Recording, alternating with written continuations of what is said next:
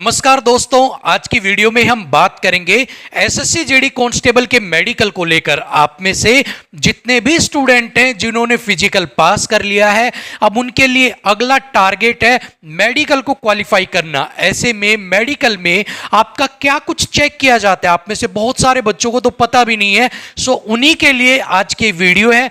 यहां पर मैं आपको डिटेल वाइज एक एक चीज बताने वाला हूं कि आपका क्या क्या वहां पर चेक किया जाता है, कितना हार्ड चेक किया जाता है, कैसे किया जाता है, सभी चीजें इस वीडियो में आपको सुनने को देखने को मिलेंगी।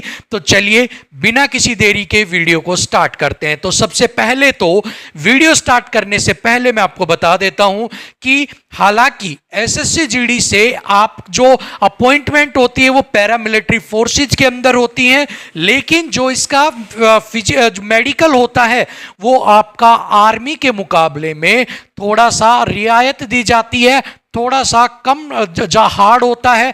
आपको कुछ चीजें ऊपर नीचे हो तो आपको छूट दे दी जाती है, जबकि आर्मी में ऐसा नहीं देखने को मिलता। सो जो बच्चे सोचते हैं कि ये भी पैरामिलिट्री फोर्सेज है और इनके थ्रू भी हमें आर्मी के जैसा हमें मेडिकल देखने को मिलेगा, तो ऐसा नहीं है। आपको रियायत दी जाएगी, आपको राहत दी जाएगी, बिल्कुल आर्मी की तरह पॉइंट टू पॉइंट आपके मेजरमेंट नहीं किए जाएंगे। ठीक है। सो ऐसे में जिनके थोड़ी बहुत कमियां हैं, जिनके थोड़ी बहुत कोई दिक्कत है, उनकी अगर 19-20 है तो वो चल जाएगी, उनको घबराने की जरूरत नहीं है। चलिए अब स्टार्ट करते हैं मेडिकल में क्या कुछ चेक किया जाता है। तो हम चलेंगे अपने बॉडी के अकॉर्डिंग। सबसे पहले आती है आईज। आईज के अंदर क्या क्या आपका चेक किया जाता है। तो आईज के अंदर सबसे पहले तो आपके देखने की क्षमता, आपकी आई साइट, ठीक है, आपकी जो आई साइट है उसको चेक किया जाता है। वो होनी चाहिए 6x6। ठीक है, 6x6 आपकी आंखें होनी चाहिए। वो आपसे रीड करवाते हैं, बड़े अक्षर, छोटे अक्षर, ABCD लिखी होती है। ठीक है, सो उनको आपको रीड करना होता है, उनके अकॉर्डिंग वो बताते हैं। तो 6x6 की आपकी आंखें होनी चाहिए। दूसरी कंडीशन है कलर ब्लाइंड। ठीक है, जो कलर ब्लाइंड है वो नहीं होना चाहिए। अगर आप कलर ब्लाइंड है तो आपको उसको रिगार्डिंग दिक्कत हो सकती है। ठीक है। तीसरा स्क्विंट आई। ठीक है, तीसरा स्क्विंट आई भी नहीं होना चाहिए। अब स्क्विंट आई क्या होता है, आपकी आंखों की जो अंदर की पुतलियां हैं वो दोनों एक पॉइंट पर आ जाना, या फिर दोनों अलग अलग हो जाना। या तो इधर आ जानी कि दोनों एक ही तरफ फोकस कर रही है, या एक इधर है एक इधर है। तो मतलब आपका जो आई साइड, जो आपकी पुतलियां हैं, वो जब आप विजन करो किसी चीज का तो एक एंगल के ऊपर होनी चाहिए, ना कि दोनों सेम डायरेक्शन के अंदर हो जाए। ठीक है, तो स्क्विंट आई आपके नहीं होना चाहिए, कलर ब्लाइंड नहीं होना चाहिए, आपकी आई साइड 6x6 होनी चाहिए। ठीक है, यहां पर आंखें खत्म हुई। अगला है नाक।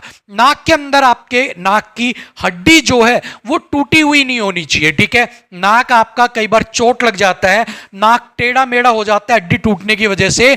तो अगर हम नोज की बात करें तो नोज के अंदर आपकी जो हड्डी है, ठीक है, वो टूटी हुई नहीं होनी चाहिए। नाक जो है वो आपका टेढ़ा नहीं होना चाहिए, टेढ़ा मेढ़ा। ठीक है, सो नाक टेढ़ा मेढ़ा ना हो, हड्डी ना टूटी हुई हो, नाक की हड्डी बढ़ी हुई ना हो जिससे कि आपके पानी बहता हो। ये तीन चीजें आपको ध्यान रखना है। तीसरा क्या है, आपकी जो हड्डी होती है वो बढ़ी हुई ना हो। ठीक है, बढ़ी हुई ना हो जिससे कि आपका पानी डायरेक्ट आने लग जाता है, सो वो वाली प्रॉब्लम ना हो। ठीक है, नाक हो गया। उसके बाद हम आ जाते हैं अपने टिथ के ऊपर या दांत के ऊपर। सो आपके जो दांत हैं वो बिल्कुल साफ सुथरे दांत होने चाहिए। और दांत जब कैलकुलेट किए जाएंगे, अगर हम बात करते हैं टिथ्स की, तो 28 जो दांत हैं आपके वो पूरे होने चाहिए, 32 नहीं 28 दांत।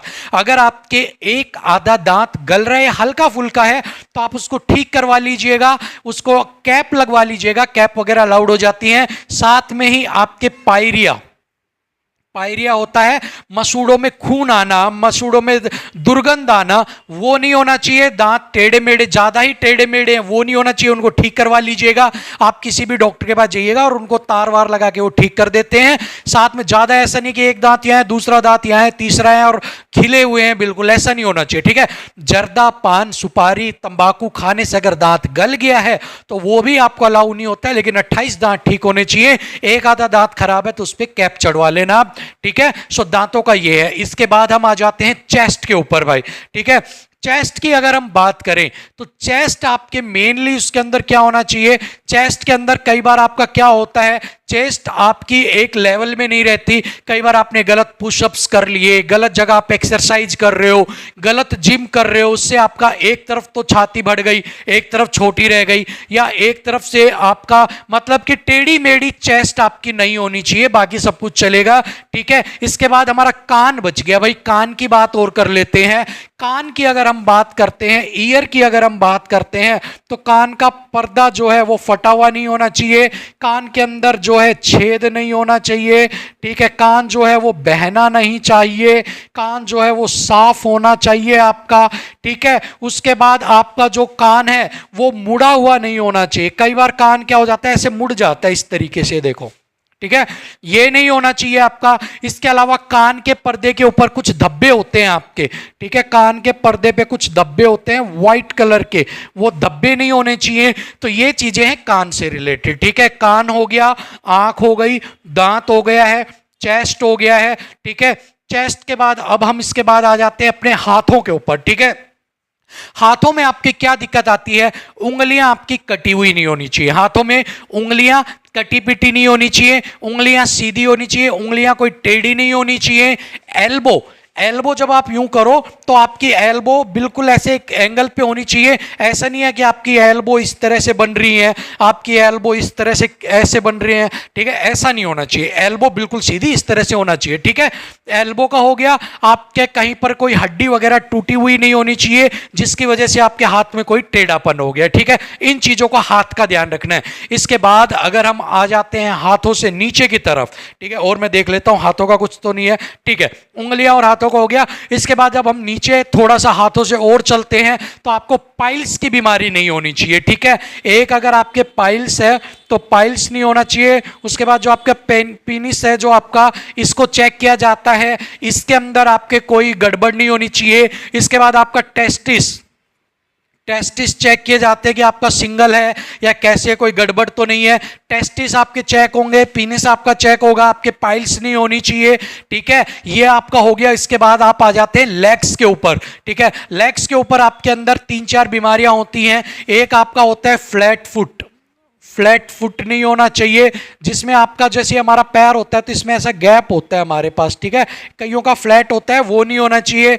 नोक नी नहीं होना चाहिए, ठीक है, नोक नी नहीं होना चाहिए। बो लेग नहीं होना चाहिए, ठीक है, बो लेग नहीं होना चाहिए। सो ये प्रॉब्लम है आपके पैरों की मेनली। इसके बाद एक प्रॉब्लम और आती है कि आपका जैसे एक नॉर्मली अंगूठा है, ये आपकी उंगलियां हैं, ठीक है, ये पैर का है, ठीक है, ये नॉर्मल।